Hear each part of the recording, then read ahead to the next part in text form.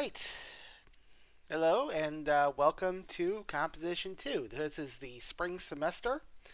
What we're going to do today with this lecture, and just keep in mind we will be posting these lectures to this YouTube channel every week, uh, starting with this week and going through the rest of the semester. What we're going to do today is talk about the introduction, take a look at the syllabus, and give you the basic start to our semester and the stuff that we're going to be covering for this semester. So, uh, just so you are familiar with this, the way that they structure composition classes in this college is that 1301 mainly deals in research forms. So that gets you used to looking for sources, trying to cite those sources, making sure that you have the right formats. Okay? 1302 is going to go primarily into persuasion and argument. So now you're going to have to try to convince an audience that you're right. All right? So let's take a look at what we're doing today. So first off, we're going to talk about the syllabus. Okay? Why don't you go ahead and get the syllabus out while we're discussing it in class, okay? Now, I'm not going to go through a lot of it because much of it is bureaucratic stuff that I have to include. It doesn't really apply to you very much, okay? What I am going to do is tell you the highlights of it, okay? So first off, in addition to Ecampus, we're using Mindtap. If you were here last semester, it took 1301, you probably still have access to Mindtap, so you will be able to use it for this class as well. Okay? Uh, if not, you will have to set up a Mindtap account by the end of next week. Okay? Uh, Man, I didn't change the date here. Okay, you'll need to complete all assignments in Mindtap by the end of the semester. The end of the semester is May 7th. Okay? Disregard the December 5th stuff there. It's May 7th is the last day of the semester. Okay? So, Mindtap is currently available. So, if you want to, you can certainly go to Ecampus. I'll show you where that link is in a minute here. And you can access Mindtap. Okay? The required text for this class is The Essentials of Writing 10 Core Concepts, 2nd edition by Robert Yagelski. Okay? We do have two ISBNs here. They're both available through the campus bookstore, either the print one or a digital e-text. The fall editions also include codes for 2-semester access to Mindtap. One thing I should also note about Mindtap is there is a copy of the book available in Mindtap. Okay, so if you get a print copy and you misplace it, like actually I have misplaced my own copy, you can still access it through Mindtap. Now, the other text I have listed here is an optional text. You do not have to get this, but I recommend it to all of my classes. It is a text titled The Tao of Writing, Imagine, Create, Flow by Ralph Wallstrom. Now, primarily, I suggest that students get this book because it's really useful for students who have trouble with writer's block. Okay? There are a lot of strategies in this book that are intended to help you when it comes to writer's block and trying to break through it. Okay? So, I would strongly recommend if you intend to do a lot more with writing, I would go ahead and get this book because it's going to be really helpful. Now, as far as the materials that we have for this class, okay, I do recommend a spiral-bound college-ruled notebook to use as a writing journal. We're going to talk about writing journals in a second. Okay, I recommend the USB thumb drive. I say 2 gig minimum here, but I haven't seen anything smaller than 16 gig in the last few years. So that the minimum amount that you can get on a thumb drive is probably good. Okay. You'll need internet access. It's available on campus, but since we're not doing on-campus instruction, you're probably going to want to have some kind of reliable access either through a local library or if you have a coffee fixation, you can go over to Starbucks and use their Wi-Fi or whatever you need to do. You need to have some internet access. It's going to be extremely vital because this is going to be an online course. So you're going to need to have online access for Ecampus, for Mindtap, and for these lectures. Okay? Ecampus is going to be a primary means of communication during the semester. Okay? You can actually send me messages through Ecampus. Okay? Also, there will be once weekly Blackboard Communicate sessions for the class. They're going to be scheduled midweek. Okay? I picked a time for those. It's going to be Wednesdays at 1 p.m. Okay? Now, here's the thing. You must attend at least the first of these sessions because I need to certify your attendance in the course. So that's how I'm going to do it, is by noting down who attends that first session. Okay? If you don't attend that first session, I'm going to have to do it based on who accesses the course or who participates. Okay? So I need to be able to certify, because in the first 12 days, after 12 days of the class, I have to submit a class census. Okay? Now, the syllabus itself, there are going to be 6 writing assignments. Okay? First of these assignments is a classical argument. Okay? That's the first thing we're going to be working on. It's going to be kind of what you're thinking of when you think of an argument essay. You're basically going to take a side in a dispute, and you're going to argue logically for why your side is the right one or why your opposition is wrong. Okay? And you're going to we're going to talk about the techniques that you're going to want to use for classical arguments. Next one's the evaluative argument, evaluation. Okay? You're basically going to be telling us your evaluation of the quality of your subject. Okay? How good is it? What kind of standards have you placed it against in order to determine its quality? Okay? Third one is an annotated bibliography. This is going to be a team effort. Okay? And at the end of this lecture today, we're going to talk about forming teams. Okay? But the annotated bibliography is going to be a team effort. You're going to be assembling a list of sources, and then you're going to be going through those sources, summarizing them, and comparing them against research questions in order to determine how useful they will be to you in terms of writing an essay based on that research question. You have a proposal argument. The proposal argument is going to be you're going to be asking somebody to take some form of action or fund some form of action in order to achieve a goal. Okay? The weekly discussion board, now they give us a little bit of leeway. They give us one assignment that we can do in the course that is defined as instructor's choice. And what that basically means is that the instructor picks what that's going to be and how it's going to be graded. So for my classes, it's going to be a discussion board.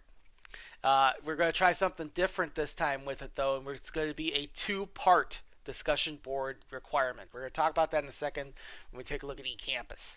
Okay? Lastly, you have the final exam. Okay? Final exam is going to be a timed writing assignment. It's going to be a strong response argument where you're going to have to create an argument based on a series of questions. Okay? Or at least on just one question. You have to pick a question. Okay? Late work is going to be, I will accept it 1 week late for full grade. Okay? Now, let me repeat that. 1 week late. Okay? Later turn-ins is going to be penalized 4% for each week it's late. Okay? I can't do it by session since we're not doing in-person courses. Okay? Plagiarism. Plagiarism is penalized with 0% on the assignment. I will warn you, I don't require you to submit your essay to me through anything like Turnitin or anything like that. However, I am very good myself at finding plagiarism, so please do not try it. Okay? Typically, the only tools I need to find plagiarized material is about 4 seconds on Google. Okay? Attendance. Attendance is important, as is participation. Okay? In fact, participation is the only way that I will be able to gauge attendance. Okay? Other than checking who downloads what or checking my YouTube stats to see how long people are watching these videos. Okay? So keep in mind, I can check this stuff. All right? Participation, everybody needs to be participating in the course. If you can, make it to the collaborate sessions, all the better. But at the very least, you need to be participating on those discussion boards. Okay? And you need to be keeping up with assignments. Also, be courteous, polite, and open-minded to other viewpoints in discussions. That includes both the discussion board and it includes the collaborate sessions. Okay? Lectures will be delivered via YouTube weekly. One video lecture covers a week's worth of material. Okay? So this is going to be the entirety for week 1. Now again, I'll be tracking views on the videos. They will be linked alongside the class slides on Ecampus. So it will be up to you that when a new video posts, you need to go view it. Okay? One thing I would recommend that was helpful to my better students last semester, while you're watching this video, in fact, I'll give you a second to do it right now, subscribe to my channel and turn on your notifications. Okay? This isn't just some cheap, I want to get subs, okay? I don't really care. This channel's not monetized. It doesn't really make me any money at all, okay? But what I need you to do is subscribe to the channel and turn on your notifications. Because once I post, I will usually set them as premieres, okay? Once I post, it'll give you an alert to let you know that there is a new lecture, okay? You may use YouTube subscription notification features can alert you to new sessions. Lecture sessions will also be collected a playlist in case you need to review past lectures. Okay, so you're not going to have to go hunting around for them. Even if you're having trouble with Ecampus, if Ecampus is down, you can still go to YouTube, search my channel up, and you'll be able to get to the playlist. Okay. Now, one thing I want to do real quick before I get to the next slide is show you Ecampus. Okay?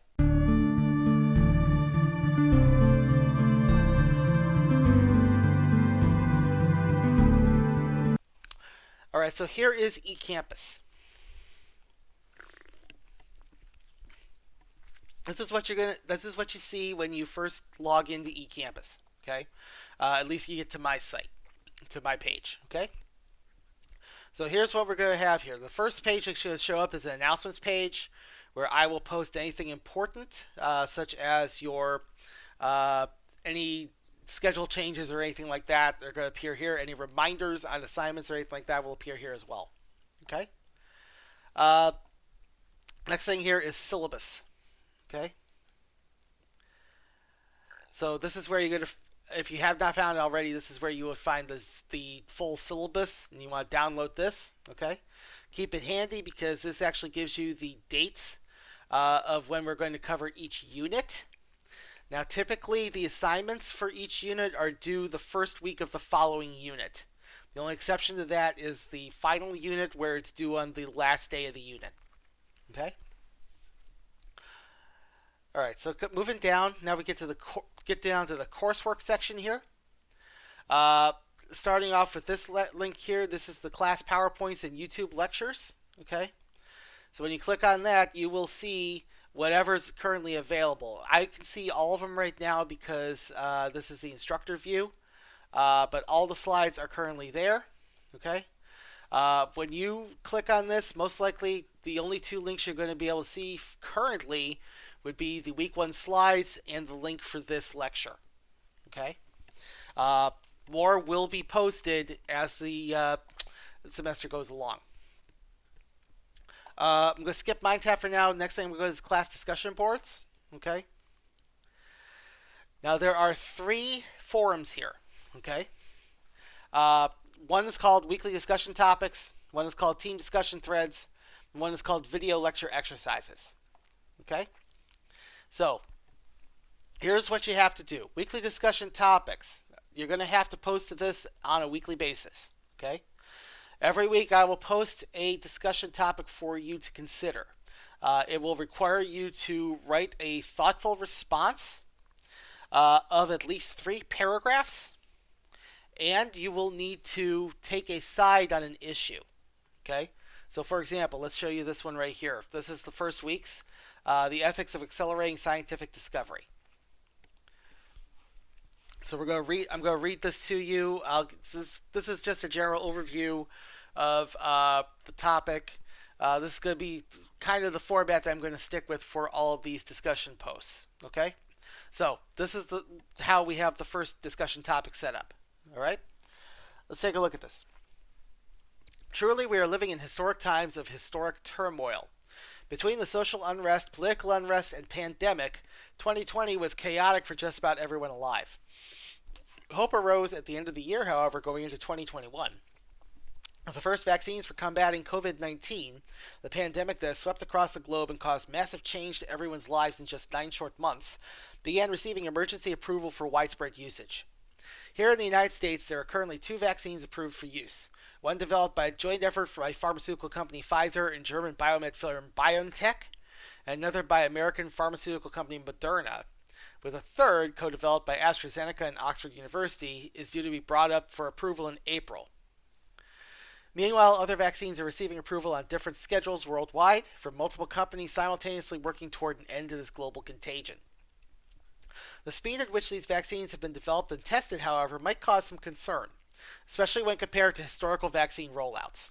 For instance, it took nearly a decade of development and testing for the polio vaccine to receive approval for use, with great success in eliminating the disease from most of the developed world. The same with other commonplace vaccines which are now standard, including the most recent until 2020, the HPV vaccine.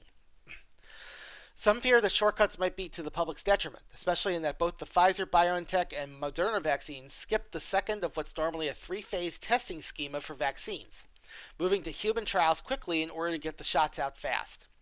This may have reached its extreme in India, where emergency approval was granted to a shot by Bharat Biotech, only to have Bharat admit that the first doses administered after approval would constitute the vaccine's Phase 3 human trials.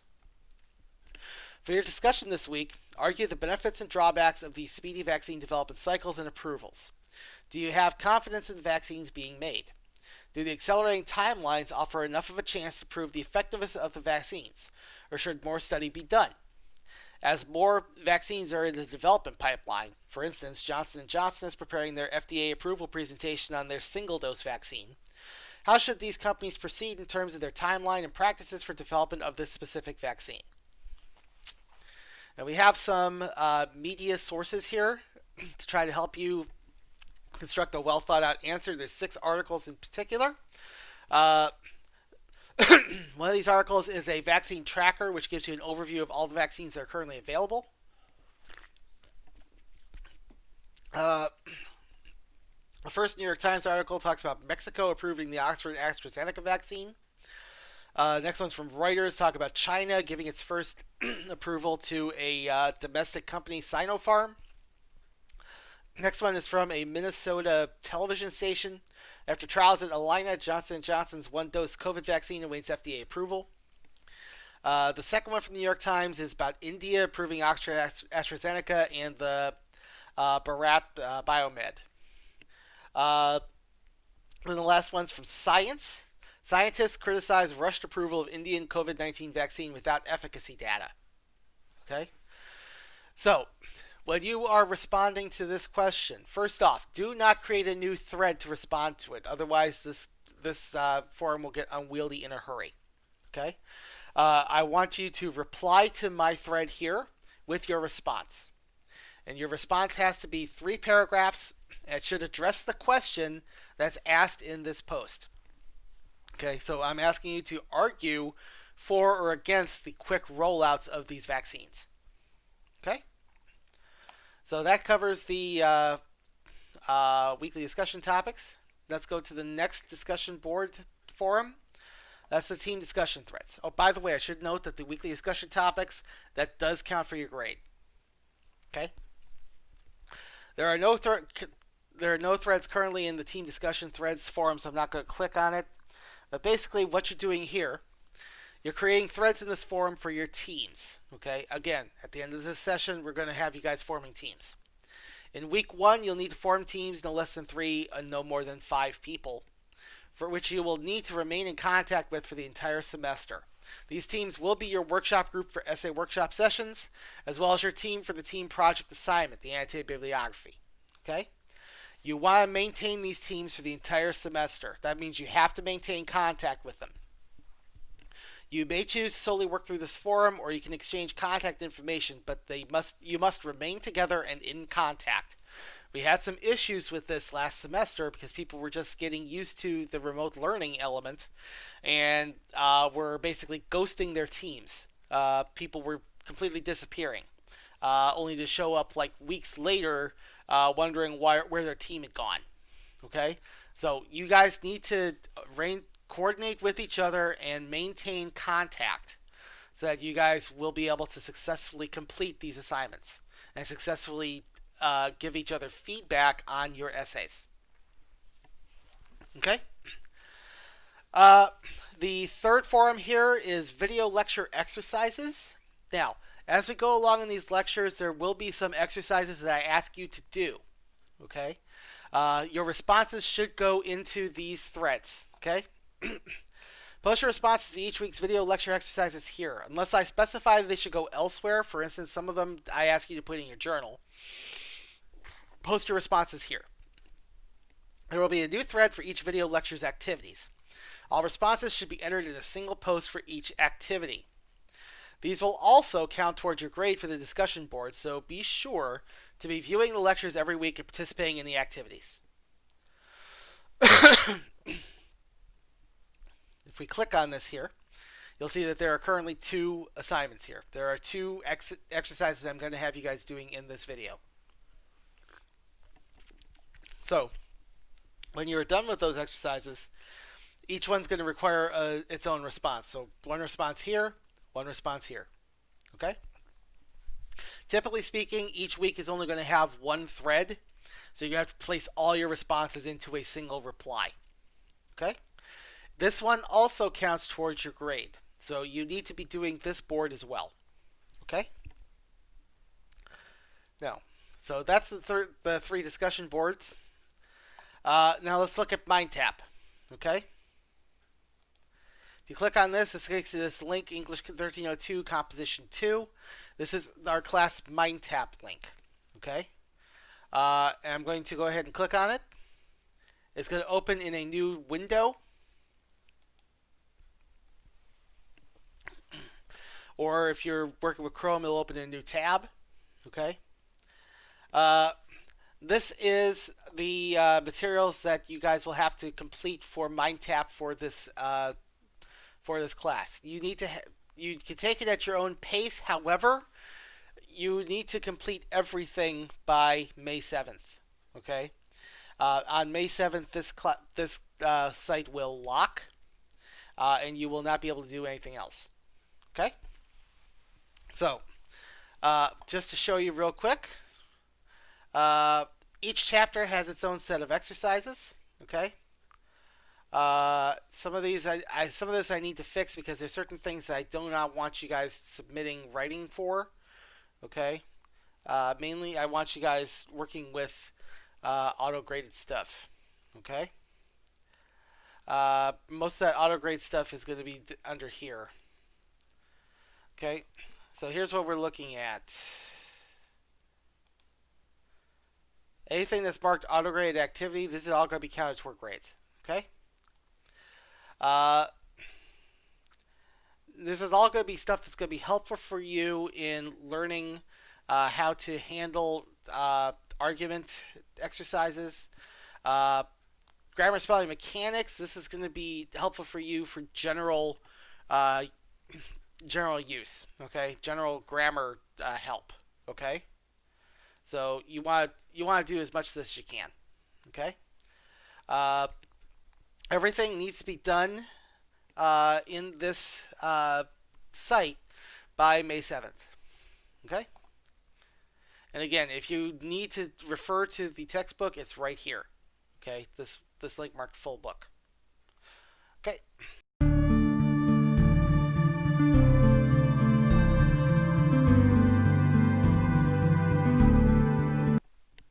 All right, let's talk about the writing journals now. Okay? Journals are useful for collecting ideas and practicing writing. Now, the more practice you get with writing, the better you will be. It's just like sports or music, anything like that. The more you practice at it, the better you get. Okay? Now, journal entries have no rules. Okay? I'm not going to specify what you want to put in them. But I will say, you want to use them. You want to write. You want to get ideas down. Okay? They can be anything that goes in the journal is anything that constitutes an idea.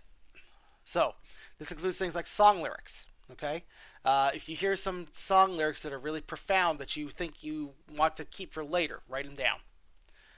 Interesting facts.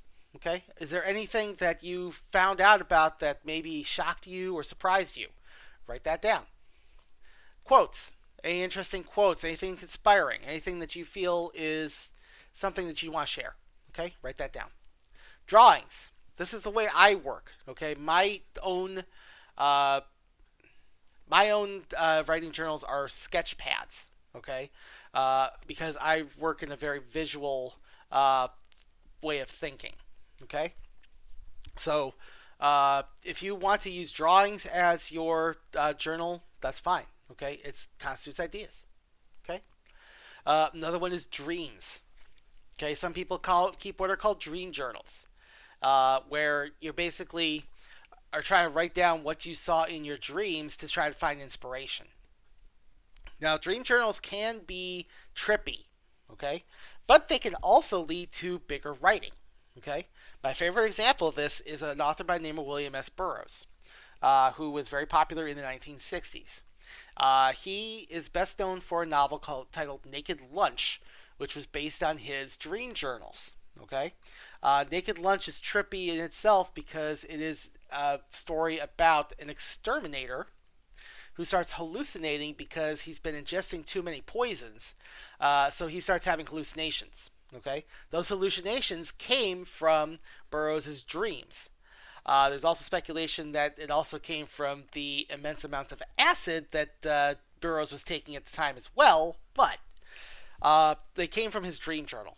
Okay, so dream journals can be useful in terms of greater, more serious writing. Okay. Most importantly for this class, you probably want to try to put drafts in it. Okay, you can use this to help you in the drafting process by writing down your rough drafts in it, or writing down preliminary drafts or snippets of drafts that you can then put together into your actual draft. Okay. Now, because of the honors line nature of this class, these journals are going to be on the honor system. However, I highly recommend keeping one. Okay, so keep your journals, maintain them, keep writing in them. Okay.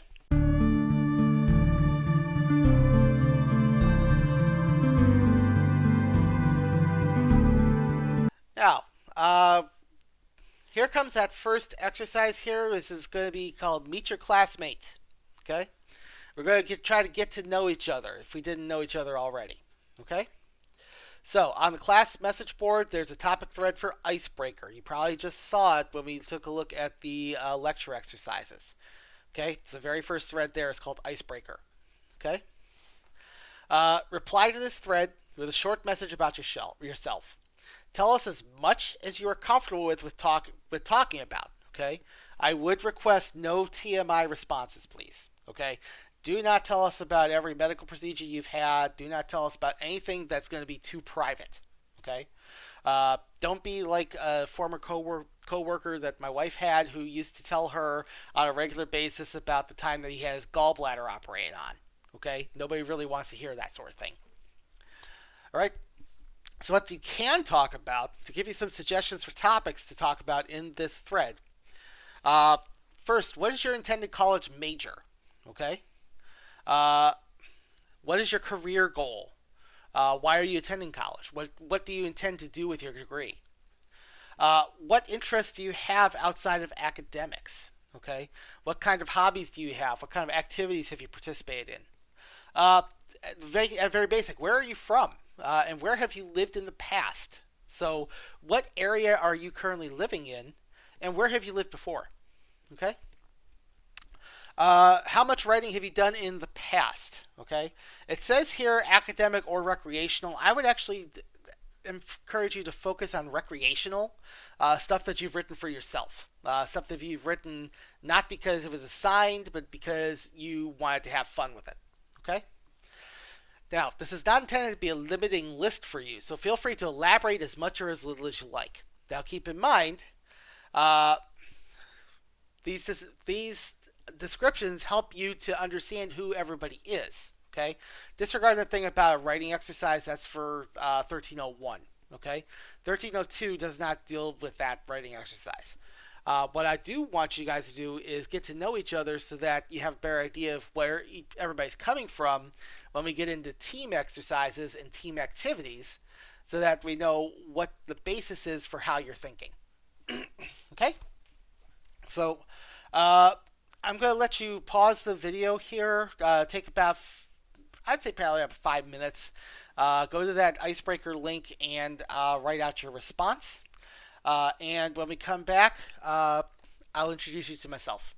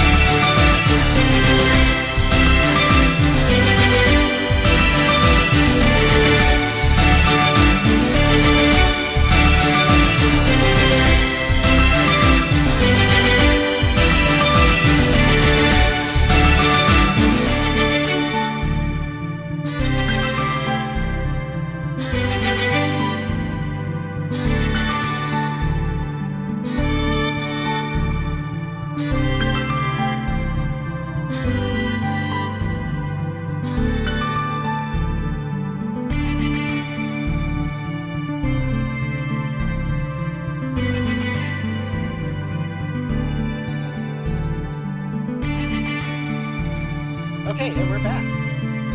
All right, so hopefully you've left a pretty decent description of yourself to try to get people to get to know you better. Okay, so since you've been nice enough to share about yourself, let me share about myself now. Okay, so first off, let you know here, I've been teaching at the Brookhaven campus since the fall of 2016. This is actually my second year as a full-time professor here, so and hopefully we can keep this going. One thing I want to point out is that I'm a working writer. Okay, I have self-published 5 novels, the covers of which I've put in this graphic. Okay, I've done NaNoWriMo for almost 10 years now. I've won it 3 times. Okay, 2 of those 5 that I've published are Nano winners. Okay. Now, one thing I wanted to talk about is where I live. Okay, I live in Longview. Okay, even when the campus was open, I was still living in Longview, and I was doing a very long commute. It's about 2.5 hours for me to get from Longview to Farmers Branch.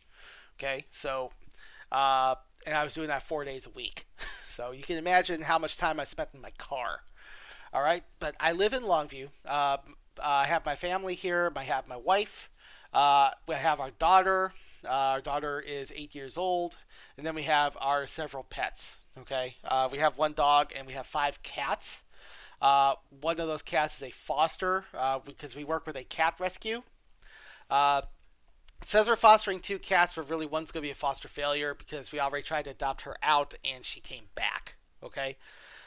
We have 4 cats of our own and we have a dog. So, let me just show you here. Go around to all these photos here. This is obviously is my wife. One thing that we have as one of our interests is Star Wars. Okay, we've done several things involving Star Wars. One of the things that my wife is trying to do, she's attempting to gain membership to the 501st Legion, which is a cosplay group. So that box contains a set of Stormtrooper armor that she's currently trying to customize so that it fits her. Okay, so she's going to be walking around as a classic Stormtrooper and joining the 501st that way. Then we have my daughter right here. This was her first day of 2nd grade. She's grown a lot since then, so I'm probably have to change this picture after this time around. Scattered around here, we have a family photo here from Walt Disney World. We love going there. In fact, we have another trip planned for spring break. So, wish us luck. All right. Then we have our pets scattered around here. Up here we have 2 of the cats. This cat right here is our foster. Her name is Vespa. She is paralyzingly shy. Let's put it that way. She really does not like to hang around with people unless it's after sundown. Okay? And even then, it's only on her terms. You cannot touch her unless she touches you first. Okay? The cat she's grooming is Twinkle. She's a short-haired calico. She tends to be a little crazy. Okay? Tends to be a little dumb, I will say. But she's also a little bit of a sweetheart. Okay? This is my cat here. This is Boo. He picked me as his human, basically, when we went to our rescues shelter. Basically, I'm the only human that he apparently likes to tolerate. This is a cat that has PTSD, so he's very difficult. But he picked me, so he's my cat now. Right here, this is our dog. Her name is Princess Lulu. She's an Aussie mix, okay? Australian Shepherd mix, okay? Pretty sure that the other half of it is Jack Russell Terrier, because she has some of the coloring. Right here, this is my daughter's kitten. She pretty sure is either a Norwegian forest cat or a Siberian. Her name is Chocolate. She's that coat is called Dilute Tortoiseshell. Okay, and she's extremely furry. We also have one other extremely furry cat, and that's this black kitten down here. Her name is Cloudy. That is a cat that chose my wife as her human. Okay, she hangs out with her and is really disappointed when she's at work. Okay, so that gives you some clue of what my household is like. Okay. We do have my diverse interests. Again, as I said, my wife is currently working toward membership in the 501st Legion. My own spare time, about 2 years ago, I started getting close to 3 now. I started playing Magic the Gathering as a casual player. So, if you know the game, I like to go to the local game shop, which is about 2 blocks away from my house, to play the game. Problem is with the pandemic and everything, I haven't had a chance to get over there. Okay, the only time I was actually able to go was last July. Okay, I will say that I do play Arena off and on, the video game version of it. So if anybody's got an account on there, look for me. Okay, I can tell you who I am on there, so you can look for me. All right, so that gets the ice breaking out of the way. Let's go ahead and get into the meat of the class.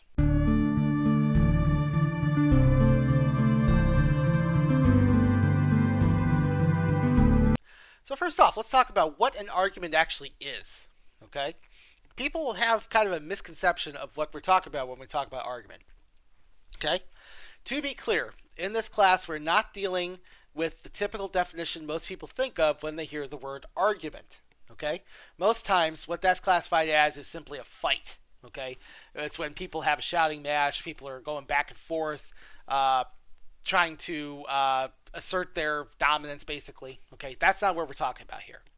In the formal sense, an argument is a position taken by a writer or orator in a dispute, which they intend to prove using facts, logical reasoning, and refutation of the opposing viewpoint. Okay? There are rules you have to follow. There are procedures you have to follow. There are logical barriers that have to be overcome in order for your argument to be accepted as correct. Okay? So we're talking about formalized argument here. Composition 2 is all about forming and presenting arguments in a clear and logical fashion, which in turn make for better writing and more persuasive communication. Okay? So we need to talk about logic, and we also need to talk about critical thinking here, because that's going to be a big key to this, is knowing when something is trustworthy and when something is crap. Okay? So, let's talk about this. The differences between argument and persuasion. Okay? You may not think there's a big difference. On face value, it doesn't seem to be, but there is a difference. Okay? While persuasion is a vital element of an argument, there does not necessarily have to be an argument present for a work to be persuasive. Okay? Many times, persuasive writing is simply trying to gain sympathy to their own side, whereas an argument is presenting a logical reason why the arguer is correct. So what we're dealing with here is the difference between I'm presenting a well thought out, well researched, factual account as to why I'm right, versus I think this is right because it just feels right. Okay? That's persuasion. This over here was logic and argument. This over here was persuasion. Okay? Give you an example of this difference. I want you to take a look in the textbook. In the chapter where we talk, chapter titled Understanding Argument. Okay? In my teacher's copy, it's page 166. I'm pretty sure it's going to be different for you guys. It presents two persuasive pieces of advertising. Okay? It is clear that one has a generally persuasive outlook on its topic, while the other is trying to make a powerful, logical argument. Okay? So let me show you these and let you judge for yourself. Okay? So here is the first commercial, the first ad. Okay? This is a magazine ad for Nestle Pure Life bottled water. Okay? You see here, it's got a very nuclear family here. They're sharing a bottle of water with each other. They're having a great old time. They have a tagline here: building healthier lives, drink well, live well. Okay? Something about family meals. I'm having trouble reading this because it's very small. Okay? But it's basically trying to say, drink some water, have some fun. Look at what we're doing. We're living our best life because we bought Nestle bottled water. Don't get me started on Nestle. Okay? We're going to talk about them later in the semester. Don't get me started on Nestle's bottled water. All right. So, Nestle is presenting this happy kind of message and trying to get you to buy their product. Okay? That's what it comes down to. Compare that to the next one I'm going to show you. Okay? Because the tagline is so small on this, they reproduced it at the top here. This is an ad for a website called tappening.com. Okay? Now, this is intended as an argument against bottled water. All right? Last year, plastic bottles generated more than 2.5 million tons of carbon dioxide. Drink tap, tappening.com. Okay? Very stark here. The only image that you have here is a bottle that is belching smoke. Okay? That's kind of the emphasis here, that you are going to be adding to the pollution in the atmosphere if you continue to drink water out of disposable bottles. Okay? That's the argument that's being made here. That tappening.com website is going to take you to a organization that is campaigning for the reduction of disposable water bottles. Okay? I want you to encourage you to drink tap water. They're advocating for cleaner tap water and higher water standards. Okay? So, difference here. As I said, the first one is pretty much persuasive. It's working with emotion. It's trying to make you feel happy. Okay, try to make you feel, yeah, this is what I want to be. Okay. The second one is dealing in logic. It's dealing in fact. Okay, they have a statistic there. They have facts there. They are trying to get you to think about this before you just go along happy, happy, joy, joy, throwing bottles all over the place. Okay? So, this is the difference between persuasion and logic. Okay? Persuasion and argument, I should say. The main difference between persuasive work and argumentative work is that the argument is intended to advance understanding of the topic. Okay? We're trying to get you to think. Okay? Even if our argument is unsuccessful, it still gets you thinking. While the persuasive work merely plays on the audience to convince them to think or feel a certain way. Okay? The persuasive work is basically trying to say, this is what you want to feel. This is how you want to be. You want to agree with this side. So we're going to make you feel this way when we give you this argument. We're going to convince you to feel this way, and that way you're going to join our side. That's exactly what the advertising is trying to do, is try to say, we're going to make you feel happy about our product so that you'll buy our product and try to feel that happy. Okay? That's the basis of all advertising, honestly. All right? All right, so when we're dealing with a classical argument, what we're going to be dealing with is arguing to assert a position. Okay? One of the most common forms of argument in our modern era of internet media is to assert a position to better clarify where you stand on an issue. Okay? Yagelski gives some examples of times when an argument's primary goal is to assert why action has to take place. Okay? These people are trying to argue for some cause. They're arguing for some situation to change. Okay? So, for example, justifying a boycott of products produced by sweatshop labor. Okay? You need to justify why we should stop buying these particular products. Why should we care about the 7-year-old who's being paid 15 cents a day to produce Nike shoes? Okay? Or whatever you're trying to boycott. Okay? Give us the reasoning. Give us a logical reasoning why this is bad. Okay? Discussing the legalization of same-sex marriage in a class setting. Okay? This is talking about in a theoretical classroom debate. Okay? Talking over why same-sex marriage should either be allowed or not be allowed, and trying to use some logic in your presentation to try to justify your side. Okay? Debating whether to invite a controversial speaker to campus. What are the reasons why someone... there are going to be some free speech elements here, but there's also going to be some safety elements. Okay? What kind of controversy does this speaker have? What kind of attention is that going to bring to the campus? Is it going to be positive attention? Is it going to be negative attention? Is it going to present a message that maybe you don't want to present? You also have a public forum debates over whether to arm campus police. Okay, should the police be allowed to be packing on campus? Okay, now it's kind of a moot point in Texas because we do have campus carry laws which say that you can keep a non-concealed weapon on campus, or actually you can. I'm not exactly sure what it is. It's either a non-concealed or concealed weapon. But I know the individual campuses can set their own policy, and the policy of the Brookhaven campus for a long time has been you can bring the gun, but you have to leave it in your car. Okay, so there's the whole campus carry thing, but there are also still some police forces on campuses that do not carry weapons because they're supposed to be gun-free zones. Okay, so there's going to be some debate over whether it's okay for the police to be packing, but the students not to be. Okay? To better give you a grasp on these purposes, what we're going to do is a brief exercise in terms of looking for arguments. So, here's what I want you to do. Okay? I want you to take a look at least 3 social media platforms. This could be Facebook, Twitter, Instagram, whatever you want to pick. Okay? Someplace where people are expressing strong opinions. Okay?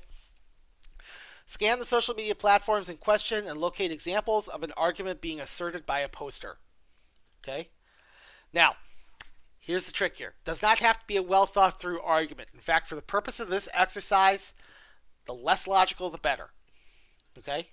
I want to try to avoid, however, anything like conspiracy theories, so please avoid anybody who decides that this is going to be a great place to air their theories about QAnon or whatever. Okay? We don't want to get into that. Okay? That's a whole different can of worms that I really don't want to get into. All right? But I want it to be an argument that somebody is trying to assert in a way that maybe isn't the greatest. Okay? And it's also going to be on social media, so they're not going to be really doing it in a logical sense. Okay? So choose one of the arguments that you find and attempt to improve the argument. Okay? What do I mean by that? Well, here's one thing. I want you to try to make the argument sound more academic in nature and less like an off-the-cuff social media posting. Expand on it if you need to. Okay? Make it sound like it was intended for a college class and not for somebody's friends on Facebook. Okay, so try to improve on the language, try to dress it up a little bit, make it seem a little bit more presentable. Okay? One main suggestion I would have for this is to not attempt to do this with any argument that you are vehemently against, and try to avoid anything patently offensive in nature. Again, this includes conspiracy theories. Okay? So, find a reasonable argument that maybe isn't well phrased or well thought out. Okay? And try to improve it. Okay? I'm going to give you about 30 minutes to locate it, choose one to work on, and rework it. Okay? Once you're done, I do want you to reply to the lecture week 1 exercise on Ecampus. Okay? Post your reply there as a reply to that thread. Okay? So, in your reply, you should give me what the original post said and then how you've rewritten it. All right? So go ahead and pause me for about 30 minutes and go ahead and do that. And then we'll reconvene and talk some more about argument.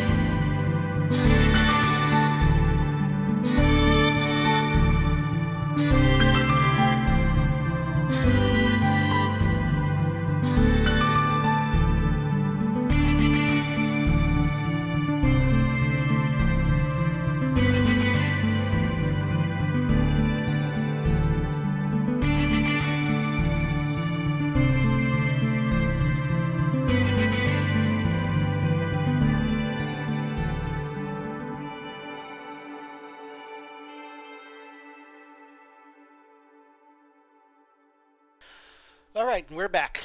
All right, so let's talk about argument in collegiate settings, okay? And understanding how argument fits into your college experience, okay? In a collegiate setting, argument is entirely about learning.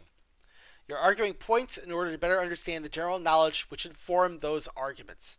So, in order to better understand the subject matter that you're studying, you're encouraged to argue points about it, to try to expand your understanding.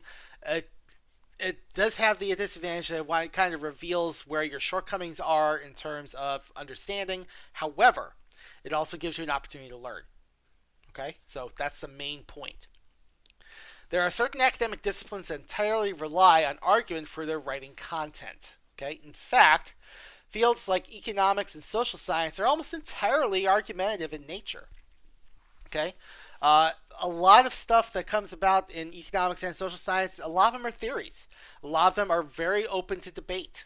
Okay, I will say one of the most hotly debated theories that comes up in economics is the theory about trickle-down economics. Okay, or as it was popularly called in the early 80s, it was called voodoo economics, because it basically amounts to the theory is that if you pump money into the top of society, eventually it'll trickle down to the bottom. Okay,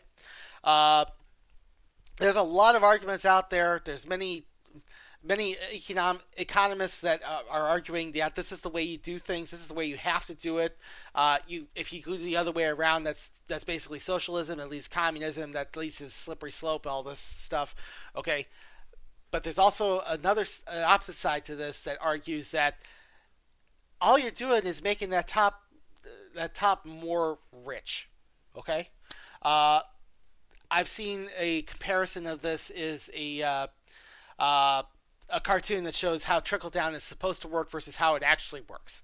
Now, and it uses the example of a wine glass pyramid, okay, where you pour wine into the top of the pyramid, and as it trickles down, it fills the rest of the glasses. Okay, as you continue pouring into the top, it just fills the rest of the glasses until they're all full. Okay, that's how the theory is supposed to work. How it works in real life tends to be, however, you have your pyramid of wine glasses, you pour the wine into the top glass, and instead of trickling down to the rest of the glasses, the top glass just gets bigger and takes more wine and more wine until you have the entire bottle in the top glass, and the rest of the pyramid is struggling to support that one glass. Okay, so that is a popular argument. That's a popular dispute within the field of economics. And again, economics, social science, other fields like this, they are solely reliant on argument, okay, for a lot of their content. Argument becomes a primary means of advancing knowledge, okay? Far from being an attempt to pick a fight, an argument is a way to learn, okay? So we're using it to advance the field. We're using it to get our knowledge out there and to understand where people are coming from and understand how we're achieving this knowledge. There are natural differences between disciplines when it comes to the content of the arguments, but argumentative structure tends to remain consistent. Okay? So, there are three essential characteristics of any argument, okay, of any academic argument. Okay? So, first off, you need to have a clear main point that is relevant to the academic discipline. Okay? Your thesis argument must be easily discernible to the reader, and it should be entirely related to the subject in which the argument is being posed. Okay? So, your thesis has to be something having to do with the field, something related. Okay? It has to be understandable. It has to be clear to the audience. Your audience has to be able to glean it from your writing. Okay? You have to make sure that it is out there. They understand what you're arguing. It needs to have appropriate support for claims.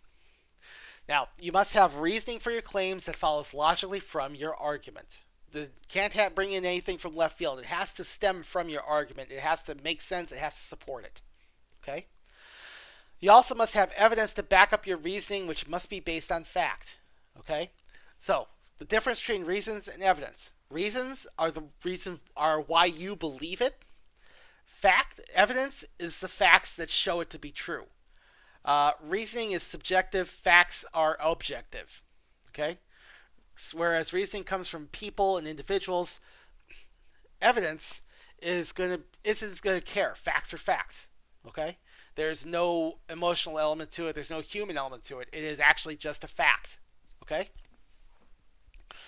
Third one, shared assumptions on or premises as a basis for the main argument. Okay? Now, this is where it gets difficult, especially in modern discourse. You and your opponent in the argument must be able to agree on the base premises of the subject and be willing to acknowledge certain information as indisputable fact. You must also agree on what the definition of the limits of the argument are, the subject matter, and the credibility of factual sources. Okay? This has become increasingly hard as discourse has become more and more and more divisive. Okay? Because people now will dispute your facts just because you got them from someplace that they don't believe. And why don't they believe it? Because it hurts their feelings. Okay?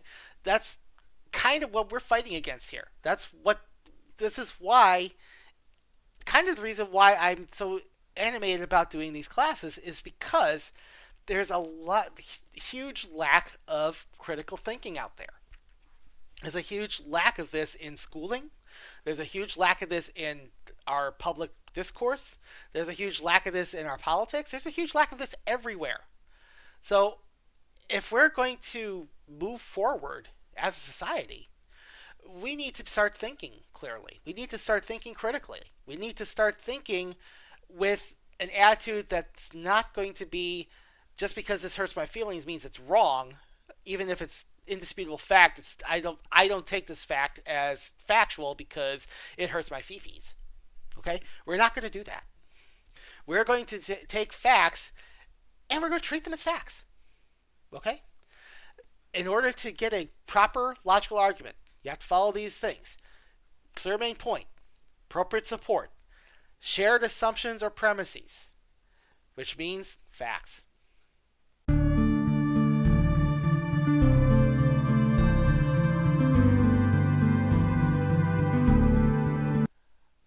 All right, so we're going to wrap up today by creating your semester teams. Okay? We have two purposes for these teams. Okay? One of them is as your workshop group. You're going to work with these students during the semester in order to most effectively critique each other's drafts and foster improvement. Okay? We'll get into how we do the workshops when we get there. Okay? When we get into the actual assignments. But you are going to have to work as teams. Okay? You have to work in a team setting. You have to try to communicate with each other, stay in contact, be timely in terms of your feedback. Okay? That's a big thing because you are on a time crunch on these. Okay? Team assignments. Okay? Later in the semester, you're going to be participating in a team assignment where you'll be working together. This is also going to be your team for that assignment. You are forming those teams now. Okay?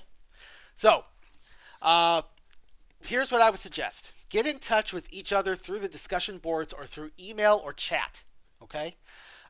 You can also do this during our Blackboard Collaborate session. Okay? Also during that session, we will get your team names and your membership coordinated. So we'll figure out who's in which team, and we will set up your team threads on the discussion board. Okay? So, let's talk briefly about team names. Okay? This is one point where you can actually have fun with this class. Your team name can be as simple, as complex, as serious, or as silly as you want it to be. It is mainly a way I can identify you. Okay? So, it doesn't necessarily have to be anything too serious or too competitive. It is mainly just as a means of identification. Okay? Your team name will appear on the discussion board under the subforum of team discussions.